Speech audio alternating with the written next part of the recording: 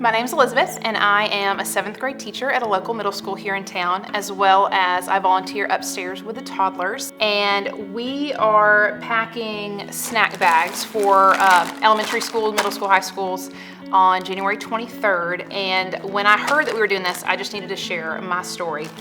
A couple years ago when we first started doing this and I knew we were doing it, I contacted Robin and I asked her, I said, hey, are there enough snack bags that we could have some here where I teach? Because we do have some kids that could use some food on the weekends and things like that. So ever since then, we've always kept a small supply of snack bags.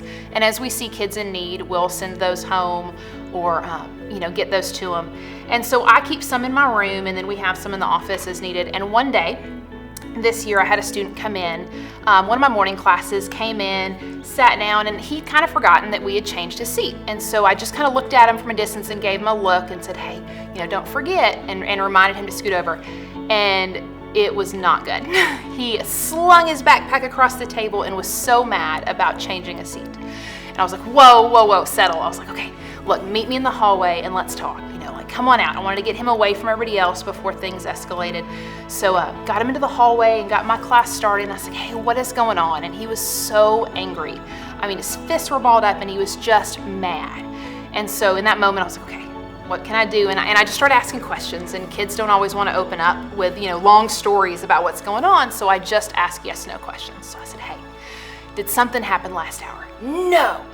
Did something happen at home? No. And it was just over and over. Anything I'd asked, no, just real angry, real short. I said, okay. So I'm racking my brain, trying to come up with questions to ask him. I said, hey, did you eat breakfast? No. Are you hungry? No. Yes. And there it was. And I knew in that moment I can fix that. So I run back in my room and I grab a snack bag. And I said, hey, I have this. I said, is there something in here you want? And so he picked Pop-Tarts. I said, okay, you stay here, eat your Pop-Tarts. So I gave him about 5-6 minutes, let him eat his Pop-Tart, got my class rolling, they were working, and I went back out there and he'd eaten his snack. And I said, hey, are we good now? His whole demeanor had changed. And he was like, yeah, I'm okay. I said, okay. I am not a hugger. It is not my thing. Every year I tell myself I'm gonna work on being a better hugger. But I asked him, I said, do you need a hug? He said, yes. And that boy gave me the biggest full-on bear hug. And I just stood there and I just rubbed his back, and it was like he needed food and he needed to know somebody cared.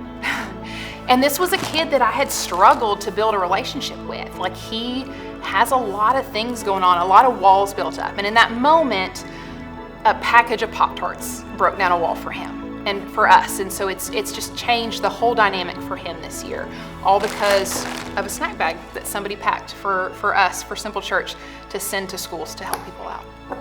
So pack a bag.